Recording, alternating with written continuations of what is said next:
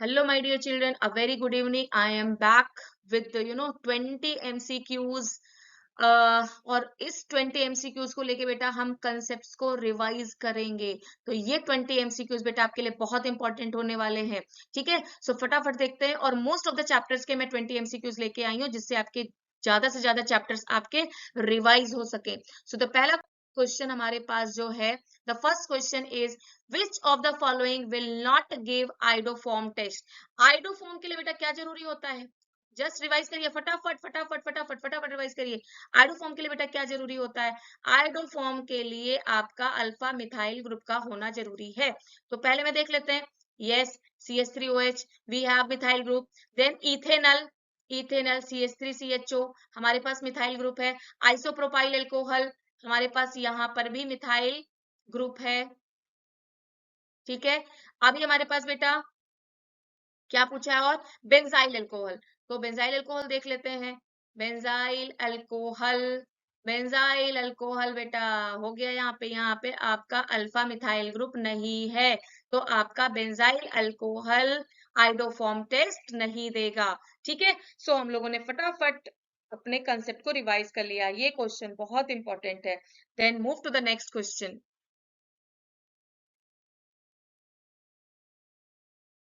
Okay, so the second reaction, the second question is identify the set of reagent or reactions conditions X and Y in the following set of transformations. Okay, so the reaction is CH3CH2Br, okay, gives product in the presence of X, and this product gets converted in 2-bromopropane, okay, in the presence of Y.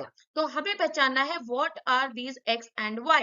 तो चलो देख लेते हैं. सो अगर आप देखो तो दोनों ही क्वेश्चन में बेटा आपको इन बोथ क्वेश्चंस आपको ब्रोमो है, ऑलरेडी है. यहाँ पे भी ब्रोमो है, यहाँ पे भी ब्रोमो है. तो ब्रोमो से ही ब्रोमो वापस आपको लेना है. बट यहाँ पर क्या बेटा 1 पोजीशन पर, यहाँ पे बेटा क्या है 2 पोजीशन पर. ठीक है, तो ये आपको कैच देखना है कि अगर 2 पर लेकर आना है तो आपका बेटा यहाँ पे क्या होना चाहिए. 2 पे लाने के लिए आपको मार्कोनिकॉव लगाना चाहिए. और मार्कोनिकॉव बेटा कब लगता है? मार्कोनिकॉव हम कब लगाते हैं? अल्कीन के ऊपर. अल्कीन के ऊपर हम मार्कोनिकॉव लगाते हैं. लेकिन ये अल्कीन कैसे मिलेगा हमें? यस, अल्कीन यानी एलिमिनेशन रिएक्शन. एलिमिनेशन रिएक्शन बेटा कब होता है? जब हम एल्कोहलिक KOH, हम जब एल्कोहलिक KOH या NaOH ले सकते हैं. तो कहाँ यहाँ पे एल्कोहलिक KOH? ओके, सो ये रहा एल्कोहलिक NaOH. एल्कोहलिक NaOH ले लिया. नाउ एल्कोहलिक NaOH यहाँ पर भी है, तो अब इन दोनों में देखना है हमें कौन सा लेना है. उसके बाद बेटा क्या करेंगे? प्रोडक्ट हमें मिल जाएगा. क्या मिल जाएगा? अल्कीन मिल जाएगा. यहाँ पे अल्कीन मिल जाएगा. लेकिन अब अल्कीन के बाद दिमाग लगाना है कि ये वाई क्या हो सकता है. तो अल्कीन के ऊपर बेटा किसका एडिशन कराते हैं हम? HX का एडिशन कराते हैं. तो कहाँ पे HX है? यहाँ पे, क्योंकि ब्रोमो है तो HBr ले लिया हमने. So the correct option is B. तो यहाँ पे बेटा आपका मार्कोनिकॉव रूल और सब्स्टिट्यूशन रिएक्शन दोनों ही रिवाइज हो गया. अगर ये एक्वस NaOH होता तो सब्स्टिट्यूशन है. अगर ये अल्कोहलिक NaOH है तो बेटा ये एलिमिनेशन रिएक्शन प्रेफर करता है. Okay, now the next reaction, next question is which of the following is a free radical substitution? तो free radical बेटा, free radical के लिए क्या जरूरी होता है? free radical के लिए हमारा UV light जरूरी होता है. ठीक है, देख लेते हैं कहाँ पे है. ओके, अगर हम देखें तो UV लाइट हमारा यहाँ पे है, तो ये हमारा free radical substitution. The answer is a. Okay, अभी ये कौन सा रिएक्शन है? याद करो जल्दी से, ये कौन सा रिएक्शन है? मैंने बोला था हम लोग कंसेप्ट रिवाइज करेंगे with the help of MCQs. Second reaction क्या बोल रहा है बेटा? Second reaction is Friedel craft, Friedel craft alkylation. और ये बेटा कौन सा आपका? ये जब हम लोग AgNO2 होते हैं, कौन सा रिएक्शन है आपका? ये यहाँ पे Cl आपका सब्स्टिट्यूट हो जाएगा.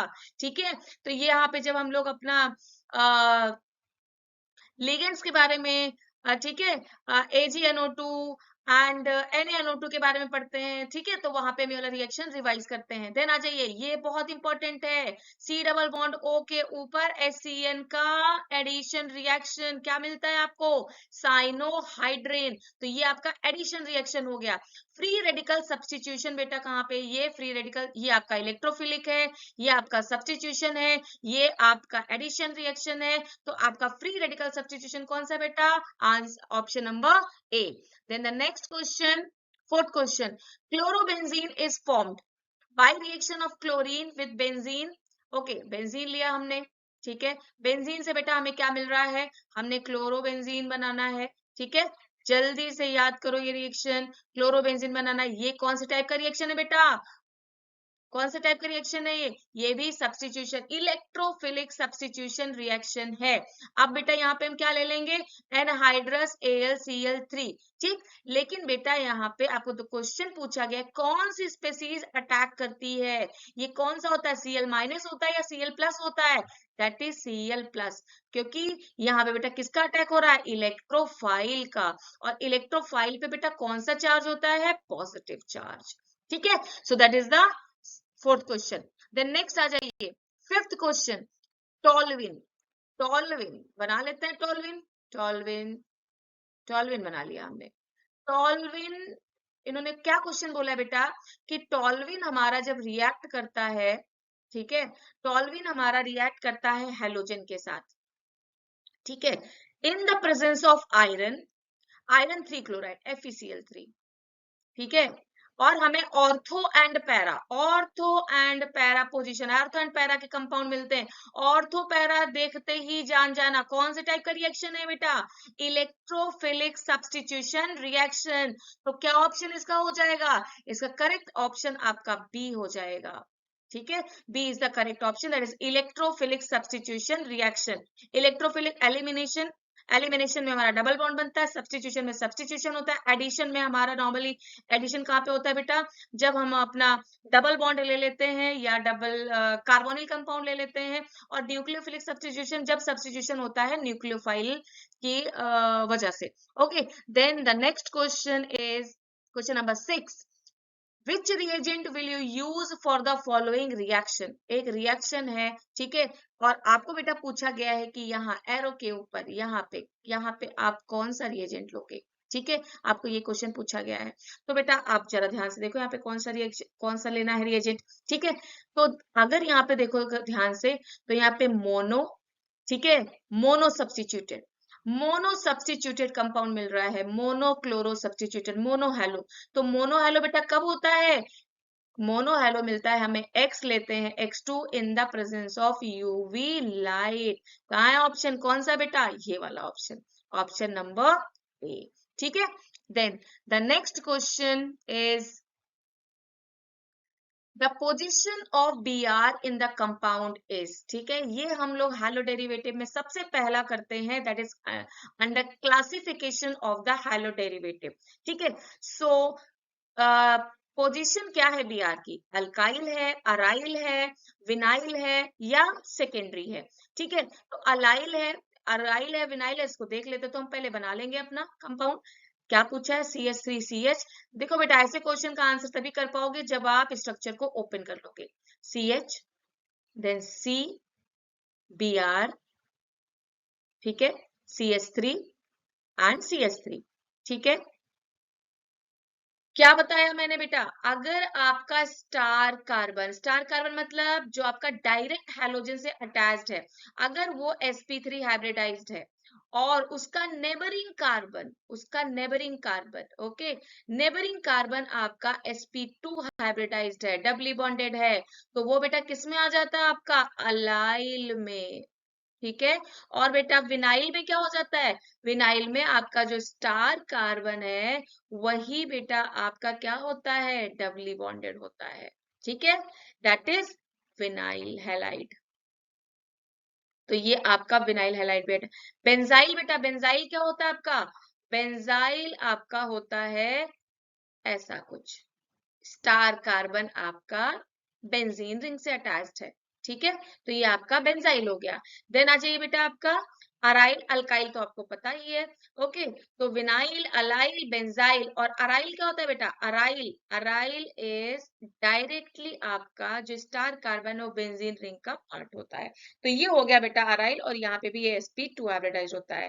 बट अलाइल में बेटा आपका जो स्टार कार्बन है बेटा वो क्या होता है, sp3 हाइब्रिडाइज, बट इसका नेबरिंग कार्बन sp2 हाइब्रिडाइज होता है। और विनाइल में आपका स्टार कार्बन ही sp2 हाइब्रिडाइज होता है। तो ये हमने कंसेप्ट को रिवाइज कर लिया, ठीक है। Then move to the next question, question number 8, a primary alkyl halide first degree है, would prefer to undergo SN1 SN2 alpha elimination racemisation. ठीक है, आप आज तुरंत दिमाग में आ गया आपके फर्स्ट डिग्री हैलाइड है, तो फर्स्ट डिग्री हैलाइड हम लोगों ने रिएक्टिविटी ऑर्डर किया हुआ है, जिसमें हम लोगों ने क्या किया बेटा, SN1 के लिए क्या ऑर्डर है, third degree, then second degree, then first degree, और SN2 के लिए बेटा हमने क्या पढ़ा है, first degree, second degree and then third degree. तो इन्होंने किसके बारे में पूछा है बेटा, प्राइमरी, तो प्राइमरी के लिए बेटा क्या आंसर हो जाएगा, SN। ठीक है, then move to the next question. Alkyl halide undergoing nucleophilic bimolecular substitution reaction. ठीक है, अल्काइल हैलाइड है। ठीक है, और क्या बोला है, न्यूक्लियोफिलिक बाइमोलिकुलर, बेटा मतलब SN2 के बारे में पूछ लिया। तो SN2 में बेटा क्या होता है हमारा, SN2 में आपका क्या होता है, यहाँ पे थर्ड डिग्री कार्बोकेटाइन नहीं बनता बेटा, यहाँ पे ट्रांजिशन स्टेट बन जाता है। ठीक है, और यहाँ पे क्या होता है बेटा, बैक अटैक होता है, तो जिसकी वजह से क्या होता है बेटा, इनवर्जन ऑफ कन्फिगरेशन। SN1 के लिए बेटा क्या हो जाता है, SN1 के लिए जल्दी जल्दी क्विक क्विक क्विक रिवाइज करो, दिमाग में आ रहा है, आ रहा है, देख लेते हैं। SN1 के लिए जस्ट चेक किया आपका आंसर सही है जो दिमाग में आया है, नहीं, रिटेंशन 50% और 50% रिटेंशन होता है बेटा, और आपका 50% सॉरी इनवर्जन भी होता है, क्योंकि बेटा वहां पे क्या बन जाता है SN1 में, थर्ड डिग्री कार्बोकेटाइन, तो यहाँ पे बैक से फ्रंट से सब तरह से अटैक होता है, तो रिटेंशन और इन्वर्जन दोनों ही पॉसिबल होता है आपका। ठीक है, तो यहाँ पे बेटा न्यूक्लियोफिलिक बाइमोलिकुलर, बाइमोलिकुलर मतलब SN2 के लिए पूछ लिया। देखो आपको कैसे हिडन क्वेश्चन पूछा है बेटा, न्यूक्लियोफिलिक बाइमोलिकुलर मतलब they are asking about the SN2। तो SN2 में बेटा क्या होता है, inversion of configuration. Now move to the next question. Polar solvents make the reaction faster. ठीक है, यानी रिएक्शन को बेटा यहाँ पे फास्ट किया जा रहा है। ठीक है, तो थोड़ा दिमाग लगा लो अपना केमिकल काइनेटिक्स वाला।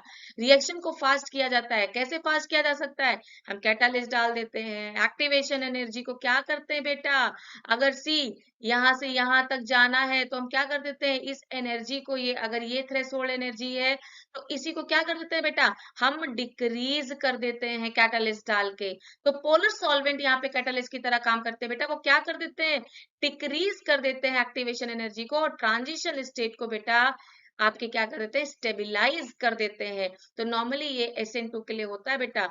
SN2 रिएक्शन फास्टर क्यों होता है उसमें, क्योंकि ये ट्रांजिशन स्टेट को स्टेबिलाईज और EA को क्या करते हैं, डिक्रीज करते हैं।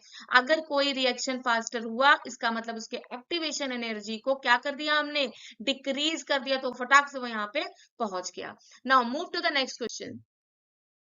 रिएक्शन ऑफ C6 C6H5CH2Br कौन सी टाइप का हैलाइड है बेटा, अभी हमने रिवाइज कराया, दिस इज बेंजाइल हैलाइड, क्योंकि स्टार कार्बन यहाँ पे क्या होता है बेटा, sp3 हाइब्रिडाइज। अगर इसको एक्वस के NaOH के साथ ट्रीट कराएंगे, ठीक है, एक्वस के NaOH के साथ, तो हम जरा इसका स्ट्रक्चर ऐसे बना लेते हैं जिससे आपको अच्छे से क्लियरिटी हो जाए। CH2Br, ठीक है, तो यहाँ पे क्या बेटा, ये SN1 होगा, SN2 होगा, तो बेटा ये क्या है, फर्स्ट डिग्री है, तो फर्स्ट डिग्री किस में चला जाएगा बेटा, SN2 में चला जाएगा। ठीक है, देन नेक्स्ट में आ जाइए आप। Which of the following is halogen exchange. तो आपने बेटा, चलो पहले कंसेप्ट रिवाइज करते हैं। हैलोजन एक्सचेंज में आपने दो रिएक्शन किया है बेटा। हैलोजन एक्सचेंज में आपने पहला बाइनरी रिएक्शन बेटा क्या किया है, क्या किया है, फिंकलेस्टीन रिएक्शन। फिंकलेस्टीन रिएक्शन क्या होता है फिंकलेस्टीन में बेटा, आयोडीन से एक्सचेंज। ठीक है, क्या करते हैं बेटा, एक्स को हैलोजन को आयोडीन से एक्सचेंज करते हैं, क्या लेते हैं, NaI, कोई भी RX लेते हैं और NaI से ट्रीट कराओगे, आपको क्या मिल जाएगा बेटा, प्रोडक्ट साइड में RI।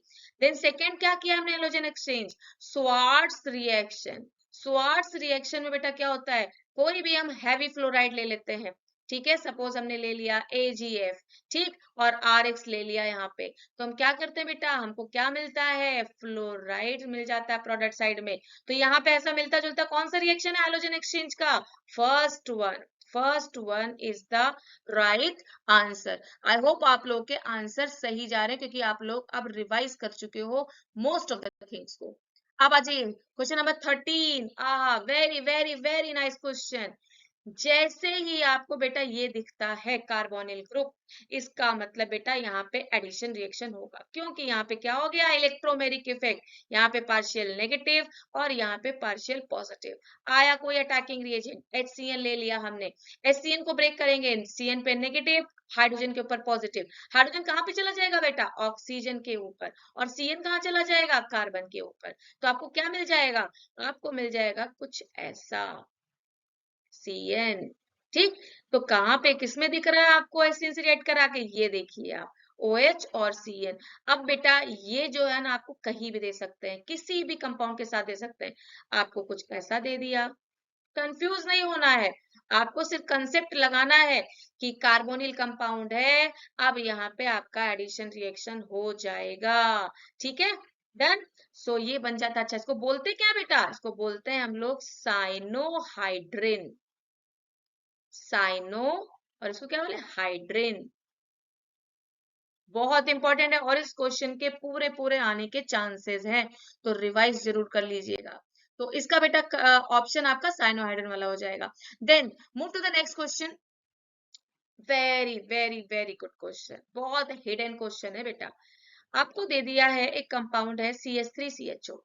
ठीक है, अच्छा, अभी क्या करना है, इस पे CH3 MgBr लगाएंगे। यस, अल्डिहाइड पे हम लोग CH3 MgBr और कीटोन पे CH3 MgBr का एडिशन रिएक्शन देख चुके हैं। क्या होता है पहले ये देख लेते हैं। यहाँ पे गया पार्शियल नेगेटिव पार्शियल पॉजिटिव, यहाँ से ब्रेक होगा तो मैग्नीशियम क्या होता है, मेटल है, तो इसके ऊपर पॉजिटिव, इसके ऊपर नेगेटिव। CH3 बेटा कहाँ चला जाएगा, कार्बन के साथ। MgBr बेटा कहाँ चला जाएगा, इसके साथ। फिर क्या ले लिया है इन्होंने, H2O ले लिया है, तो H2O हाइड्रोलिसिस करा दोगे। तो हाइड्रोलिसिस करा दोगे बेटा, तो आपको पहले देख लेते हैं बीच का प्रोडक्ट क्या बनेगा, तो CH3CO MgBr। ठीक है, और इधर क्या हो जाएगा बेटा, CH3, और इधर H था आपका। ठीक, फिर हाइड्रोलिसिस करा दोगे तो ये क्या बन जाएगा, OH। तो बेटा आपको पहला क्या बन गया, CH3COH H CH3, ये बन गया आपका प्रोपेन टू ऑल। फिर बेटा इन्होंने क्या बोल दिया है, ओहो वेरी नाइस कंसेप्ट यहाँ पे हिडन है बेटा। H2SO4 के साथ हीट कर दिया, एंड वी नो कि H2SO4 is a very good dehydrating agent. तो डिहाइड्रेटिंग में क्या करेगा, ये निकल जाएगा, वाटर निकल जाएगा, और यहाँ पे क्या आ जाएगा बेटा, डबल बॉन्ड आ जाएगा। तो मिल गया आपको अल्कीन यहाँ पे, डबल बॉन्ड CH2।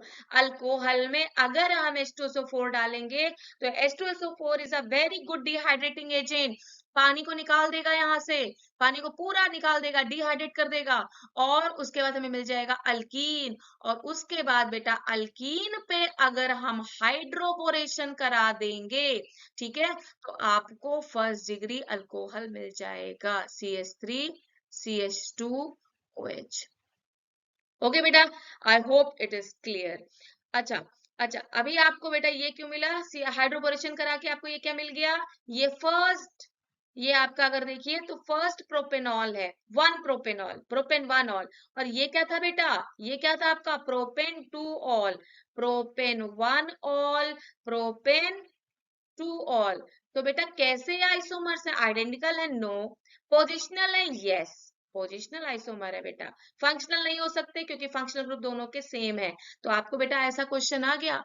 ठीक है, क्या ऑप्टिकल आइसोमर्स है, बिल्कुल नहीं ऑप्टिकल आइसोमर्स है, क्योंकि यहाँ पे ऑप्टिकल आइसोमर्स के लिए बेटा क्या चाहिए होता है, ऑप्टिकल आइसोमर्स के लिए आपका एसिमेट्रिक कार्बन होता है, जहां पे आपके चारों ग्रुप अलग होते हैं।